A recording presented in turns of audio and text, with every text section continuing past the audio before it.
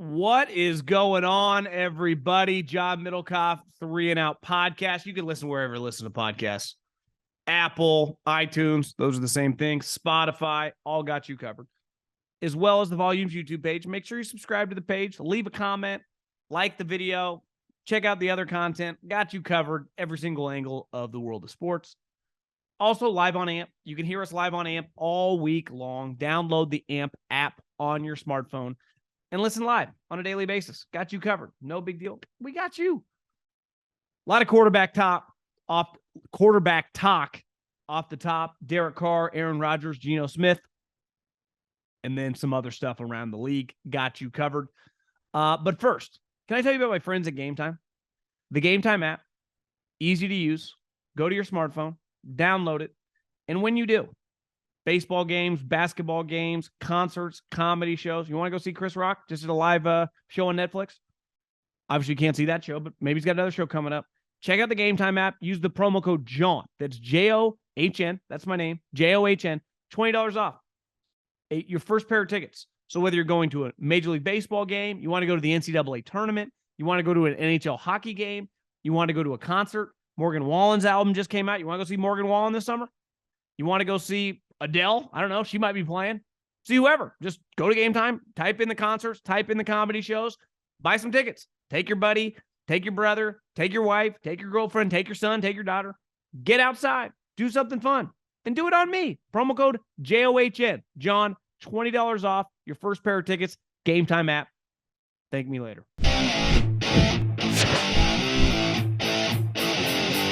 The big news of the day is Derek Carr signing with the Saints.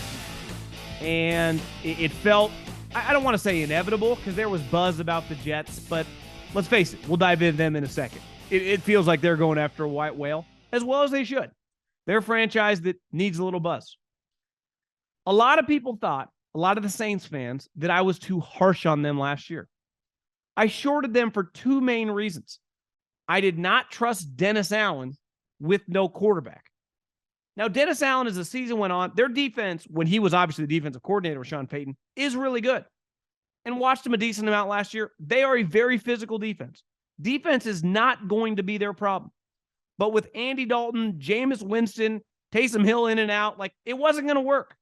That was never going to work, even in a division that was awful. It's pretty crazy. If you just meet some random guy that follows football and you go, what do you think the records were in the NFC South? If obviously Tampa made the playoffs under 500, what were the other records? You'd be like, one of the teams, went 6 wins. The other 2 won 5. All 3 of them won 7 games. The Saints' problem was their quarterback situation was a debacle.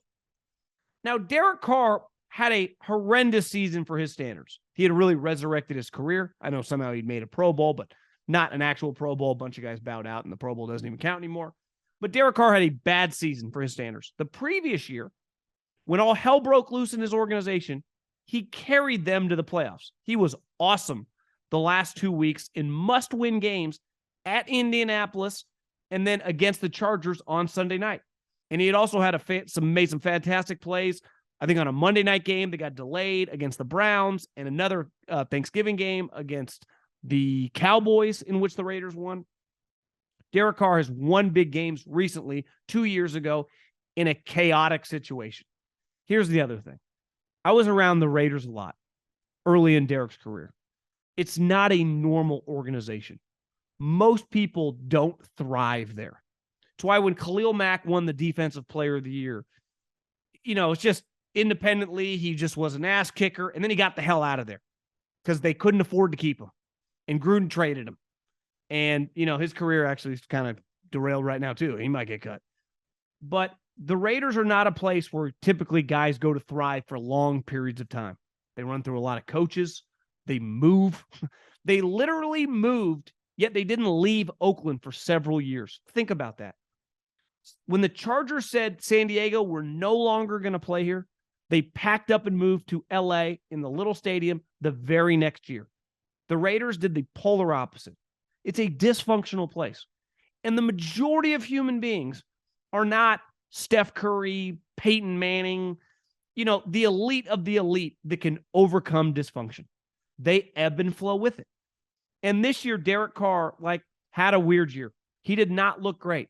But here's what I know. The head coach for the Raiders, Josh McDaniels, who was voted in that NFLPA survey, I think they gave him an F, doesn't listen to players, keeps them too long. We don't know if he's any good. When Derek has been in stable situations, like eventually the Gruden situation for a little bit felt some stability, played okay. With Jack Del Rio before he got injured, played pretty well. So for the Saints, this is a no-brainer move to sign Derek Carr. First and foremost, and it's a no-brainer on Derek's standpoint. I hated the fit with New York. Derek Carr is made to play in a dome. He's a lifetime West Coast guy. Grew up in Bakersfield, went to Fresno State, Oakland, and Vegas. Us West Coast people don't like the cold weather. You'd be like, well, Aaron Rodgers, Tom Brady are from fucking California too. Tom Brady went to Michigan in 1995, and he lived in cold weather up until 2020.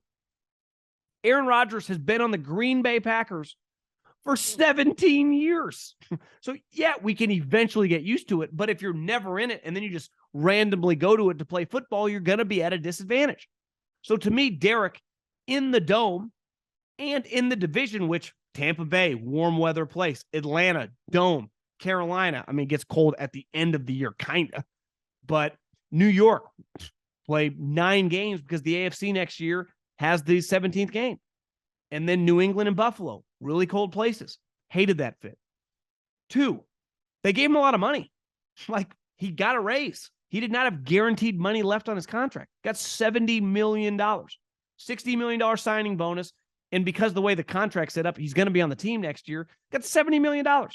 So essentially got a 2-year, $35 million a year. That's the way I look at it. And let's face it, I'm going to pick the Saints to make the playoffs. And if he makes the playoffs this year, he'll probably be on the team 3 years. And the one thing with quarterbacks, unless you're Carson Wentz, you usually play out your contract and you cash all the money.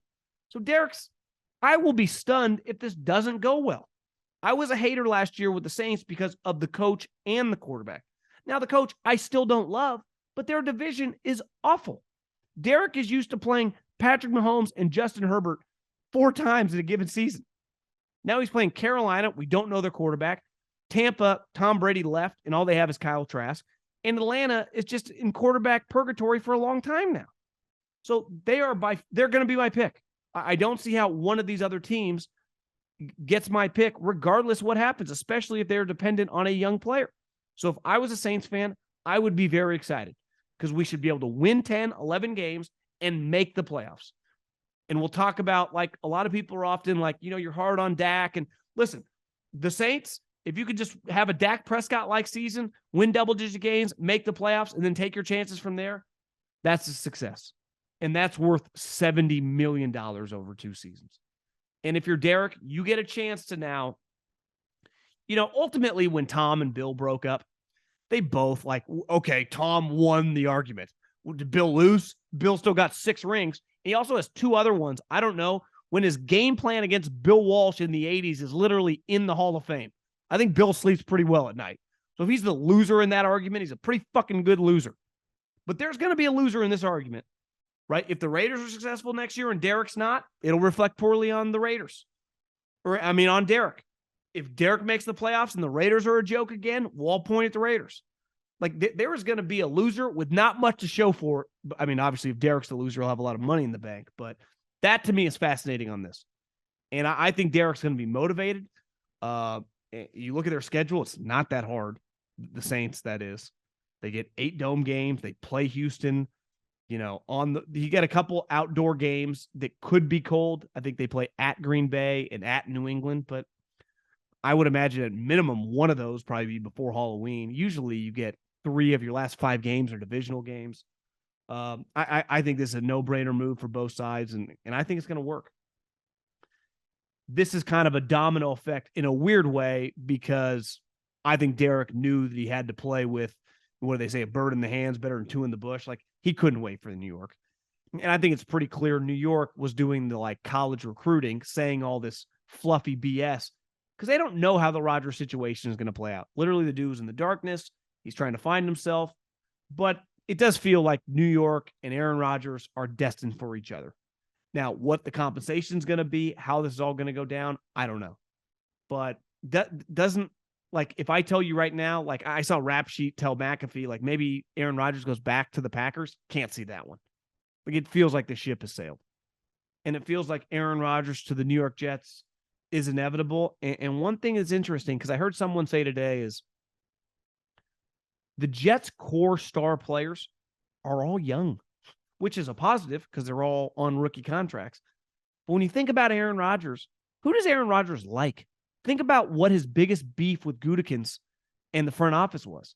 They didn't listen to him. To keep the older players, like, well, Aaron, who'd you want? It was like Randall Cobb. I wish they would have kept Charles Woodson. I want Mercedes Lewis. He's not banging the table for third-year guys. He's banging the table for guys in his age range. So if he did go to the Jets that have a very, very talented roster, think about the core guys on that offense. Garrett Wilson, second-year guy. Elijah Moore, third-year guy. Breece Hall, coming back from injury, second-year guy. So the core offensive talent would be younger players. I would imagine they'd probably draft like a tight end, rookie. They are going to be very, very dependent on young players. That will be interesting. A lot of pressure. Like Derek Carr, there is pressure in the Saints. It's playoffs or bust. For the Saints, they've given up first-round picks. They paid Derek money. Derek, everyone's always acted like, he's a four-time Pro Bowler. He's actually pretty good. Okay, you put that together, you got to make the playoffs. You're in a shitty division, don't have a choice. Aaron Rodgers goes to the Jets, I'd argue it's 12 wins or bust and a playoff victory, or it's a failure, especially if they give up a first-round pick, which clearly they would. I guess the Jets wouldn't have a first-round pick if they acquire Aaron Rodgers because they would give it for Aaron Rodgers, but that feels like where we're headed. And then the last bit of quarterback news, at least for this podcast, is Geno Smith. And listen, we all travel to our destination at different paces professionally. Some guys just fucking strike gold early. Patrick Mahomes, Peyton Manning, LeBron James. Some guys kind of mature late. Rich Gannon's career was resurrected in his early 30s. Won an MVP after people thought he sucked. Hell, Jim Plunkett was cut several times before he landed with the Raiders and won a Super Bowl back in the 80s. Not everyone's path. Look at Kurt Warner. Kurt Warner's in the Hall of Fame. You think when he looks at Troy Aikman, and then they look at Peyton Manning, and then they look at Tom Brady, and then they look at Drew Brees, and then they look at Steve Young, think how different all these people's career paths are. Now, I'm not saying Geno Smith's going to go to the Hall of Fame, but I think he's a good example.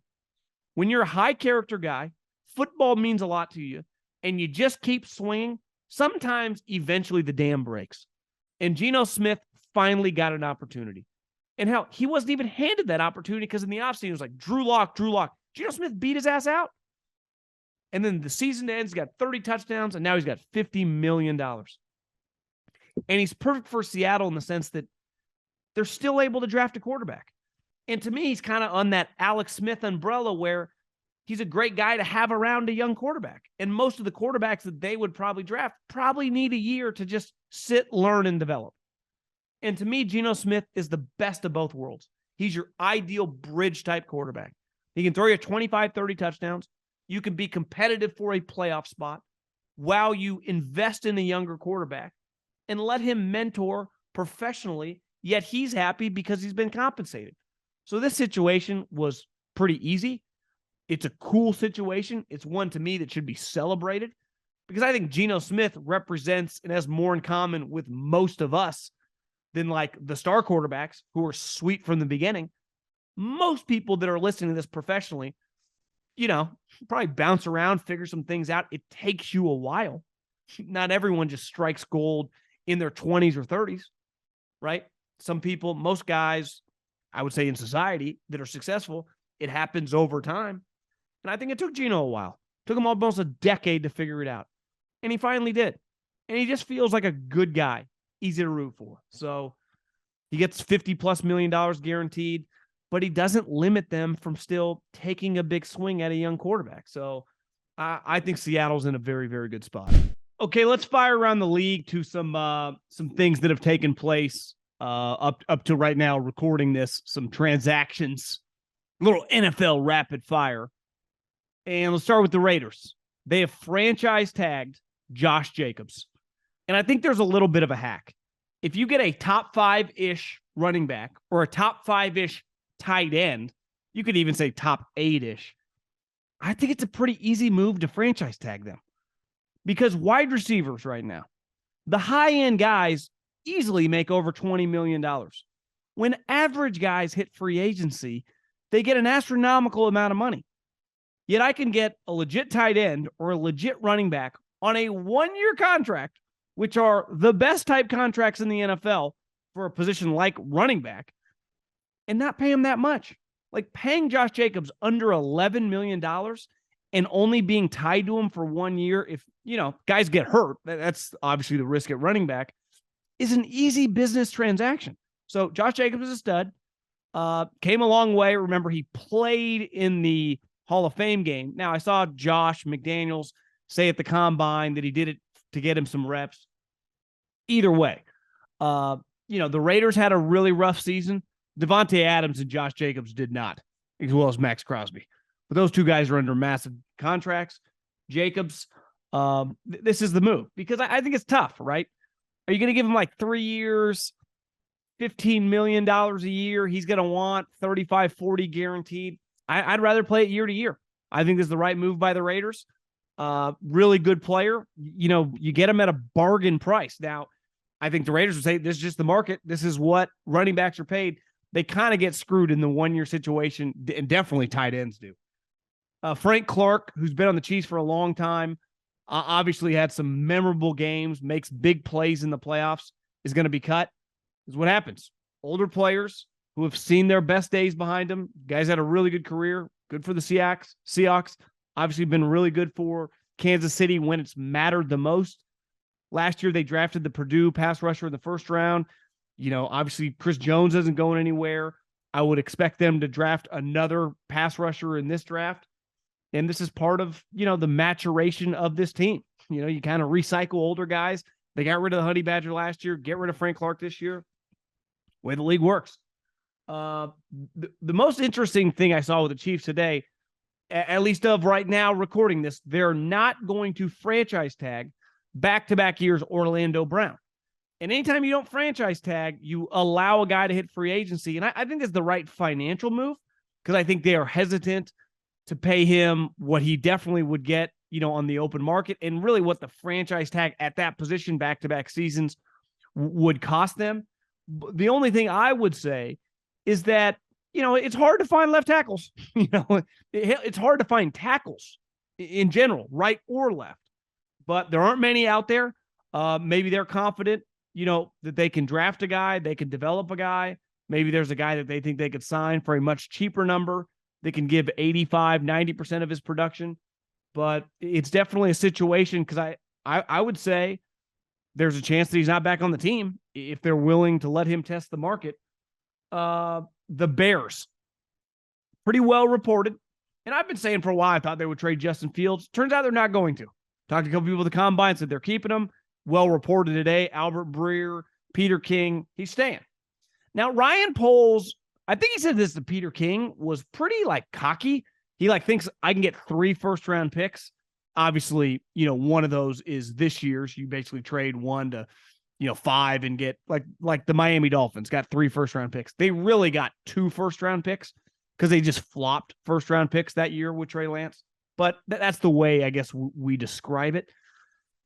I'll be interested because a couple people I talked to in the NFL just thought that because this year the quarterback discrepancy is all over the board, this notion that you're going to get people trading up and giving you an absolute haul for who?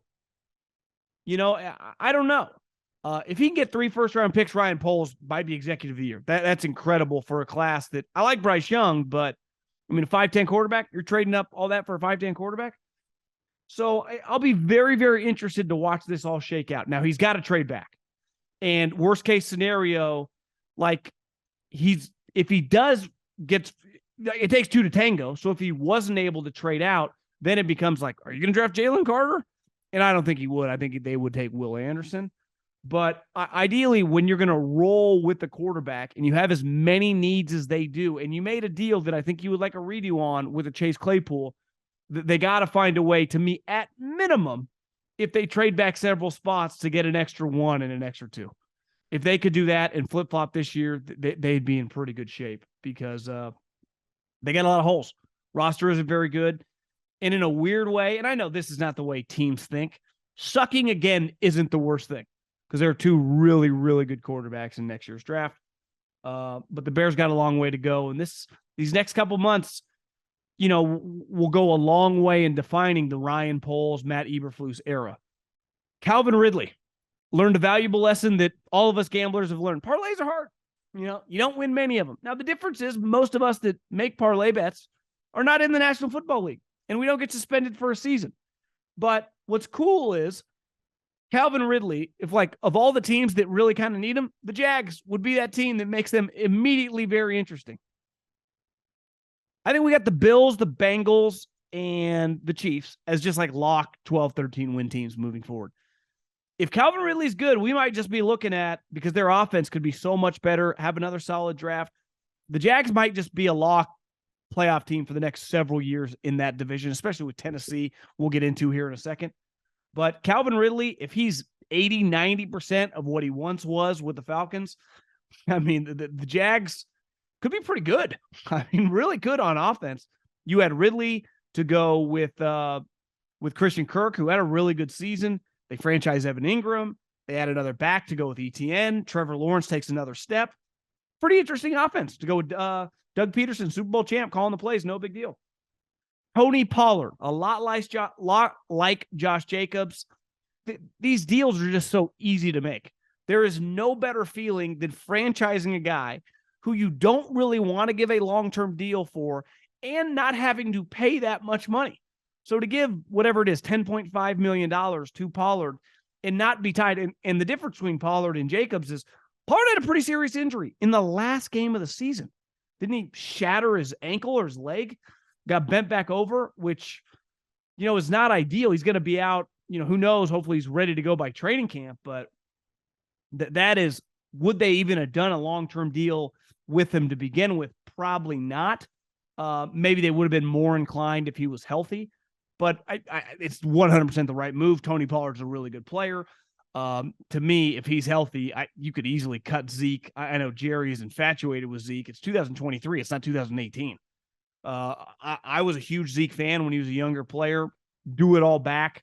Run between the tackles, run outside the tackles, catch the ball, block. He was a stud. That's a long time ago. He's not very good. I would move on from Zeke, draft a running back to go along with Pollard. One interesting story today that it's just a pretty eye-opening headline. Then when you kind of dive into it, new GM, obviously they're just getting rid of a lot of people on this roster. Derrick Henry is available. You look at his contract, basically the last year of his contract. He's making, I think I wrote it down. He's making $10 million this year, a little over. I think it's 10.5, and his cap hit is $16 million. He's not going to be on the team after this season. They're not going to give him a contract extension. Still was pretty damn good last year. To me, these last 3 or 4 years, he's a Hall of Fame level player. He's 29 years old. I think a lot of teams would definitely just take him in a 1-year situation at, relatively cheap money. The question is, what do I have to give up to get him? Does it make sense for the Titans to just give him away to get him off the books for a 5th-round pick? Because if I'm a team, I'd gladly do it.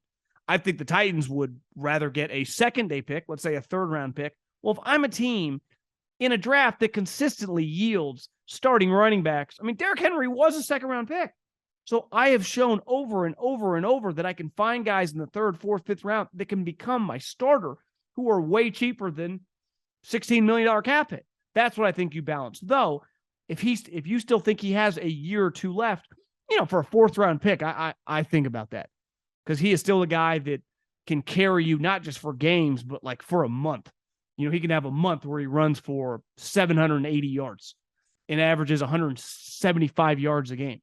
I don't know if that math works depending on how many games you play, but you know what I mean. Fucking monster. Love Derrick Henry. When he's rolling, there is not a more fun player to watch. What makes him so unique for being this big, enormous, one of the biggest running backs, the biggest running back of my lifetime, is that he's not lower his shoulder and run you over. And he's not some elusive Shady McCoy, Barry Sanders guy, but he can make you miss because his feet are incredible. his top end speed when it gets rolling, no one ever catches him. And he's got one of the best stiff arms in the history of the league. So he is a violent player, but not in the sense that I went to a Titans OTA one time and you stand next to him, you're like, this guy looks like a defensive lineman. But he doesn't play violently in the sense that linebacker on him, he lowers his shoulder and he runs guys over. He really tries to run around you. He's so great with angles and because he knows how fast he is. And then those long arms, the stiff arms. I mean, he's got some of the most legendary stiff arms of his generation. I mean, he's just Josh Norman. I think he's got him twice. He's got several other players. I think Titans fans knows. If I was a Titans fan, I wouldn't want to get rid of him. I'd want another year with him. If they do trade him, I think it kind of shows you that they're waving the white flag on this team. And then they're just kind of blowing it up, starting over.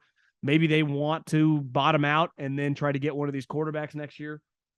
I don't know. But this is always the time where new administrations come in, some new blood comes in, coaches want to pivot. You get away from some older players making some money. The Vikings, Eric Kendricks, who, when I was at Fresno State, I think in 2008, Eric Kendricks played high school football at Hoover High School, which was right across the street, basically. And his brother was already at Cal, obviously a really good player.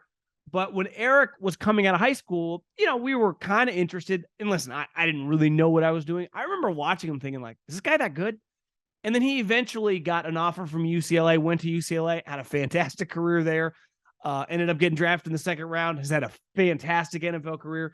That was a whiff by your boy as a college recruiter. Not that it was my call or anything. I just remember watching the high school tape, thinking he wasn't that good. And now he's cut.